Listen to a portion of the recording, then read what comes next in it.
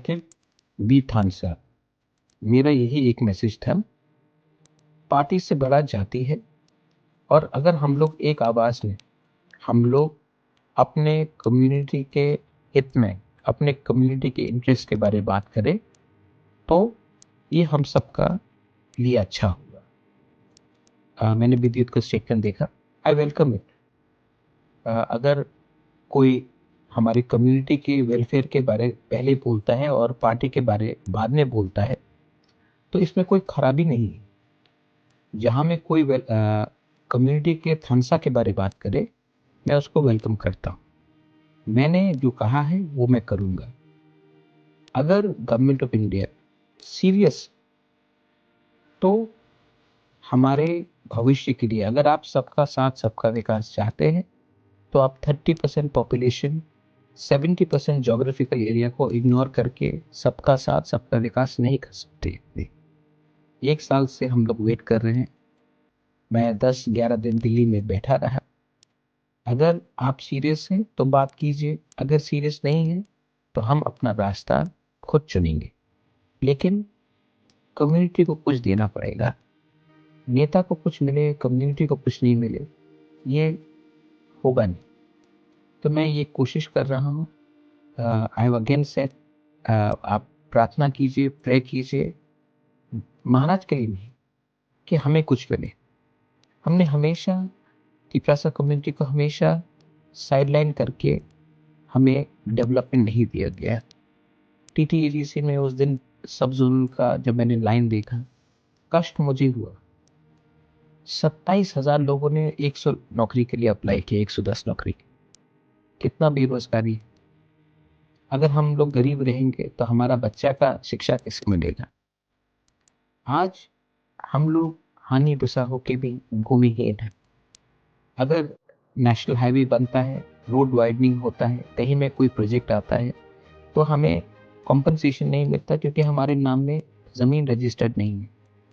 ये कौन सी north east में जगह है जहाँ में इंडिजिनस पीपल को अपने ही ज़मीन में परमिशन चाहिए अपना घर बनाने के लिए, कॉम्पनसेशन के लिए। तो ये सब चीज़ बहुत इम्पोर्टेंट है। सब लोग टेक्निकल पॉइंट में जाते हैं, मुझे प्रैक्टिकल पॉइंट देखना है कि हम अपने बच्चे का भविष्य कैसा ठीक करें। पॉलिटिकली आप देखेंगे कि हम लोगों का पॉलिटिकल राइट्स क्या है, कुछ नहीं। और कोई अगर त्रिपुरा को आइडेंटिफाई करता है तो Maharaja son of the soil Tiprasa होकर आइडेंटिफाई करता है। लेकिन हमें क्या मिला है? आज अगर टूरिज्म को प्रमोट करना है तो नीर महल, उज्जैनता पैलेस, माता बाली किसने बनाया? अब हमारे पूर्वजों ने बनाया, हमारे लोगों ने बनाया। लेकिन पैसा कौन कमा रहा है? 86 से बाहर स्टेट गवर्नमेंट कमा रहा है। उसका कुछ शेयर तो हमारे पास आना चाहिए। ओएनजीसी, गेल, ऑयल इंडिया एक्सप्लोरेशन करता है, हमको कितना परसेंट मिलता है? 30%। जबकि 100% एक्सप्लोरेशन हमारी एरिया में हो। आज अगर एडीसी का बजट सिर्फ 2% स्टेट बजट का है, जबकि 35% लोग एडीसी एरिया के अंदर रहते हैं, तो ये इंसाफी है या ना इंसाफी? ये सब चीज़ हमको सोचना पड़ेगा और हमें अपने कम्युनिटी के बारे में पहले बात करना पड़ेगा। जिस दिन कम्युनिटी पॉलिटिकली, इकोनॉमिकली और लैंड वाइज सिक्योर होगा, तभी हम बराबर होकर बात कर सकेंगे। आज हम लोग नहीं डिमांड कर रहे हैं किसी का सिंपैथी। आज हम डिमांड कर रहे हैं हमारा अधिकार, कॉन्स्टिट्यूशनल राइट्स। अगर कोई सीरियस है तो बात करें। अगर सिर्फ आपको पॉलिटिक्स ही करना है और आप सीरियस नहीं है तो थैंक यू वेरी मच, लेकिन आई एम नॉट इंटरेस्टेड। जवाब उनकी कोर्ट में है। अगर वो देंगे तो हम जाएंगे, अगर नहीं देंगे तो इतने साल अकेला लड़ा है, अकेले लड़ेंगे। लेकिन कम्युनिटी को इस बार कुछ ना कुछ तो देना है, और वो भी राइटिंग में देना है। सिर्फ मुंह बोलने से कुछ नहीं होगा। आप राइटिंग में कुछ दीजिए, हम 100% विचार करेंगे। राइटिंग में नहीं देंगे तो क्या गारंटी है कि कल फिर से हमारे संग थोपाएंगे? ये मेरा मैसेज पूरे तिपरासा को है, ना कि सिर्फ तिपरा मथा को।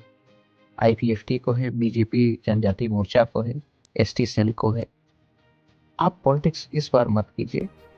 मैं सबके लिए कुछ चाहता हूँ, पार्टी के लिए नहीं, जाति के लिए।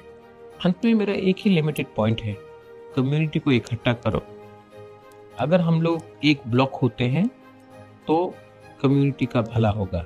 अगर हम लोग अपने स्वार्थ के लिए, अपने पोजीशन के लिए, अपने पावर के लिए अगर हम लोग अलग अलग आवाज़ में बात करेंगे तो नुकसान हमारा ही होगा। मेरा यही एक स्टेटमेंट था। अगर आप इसको समझ सकते हैं तो हमारा भला होगा, यही मैं आपको कहना चाहता हूँ।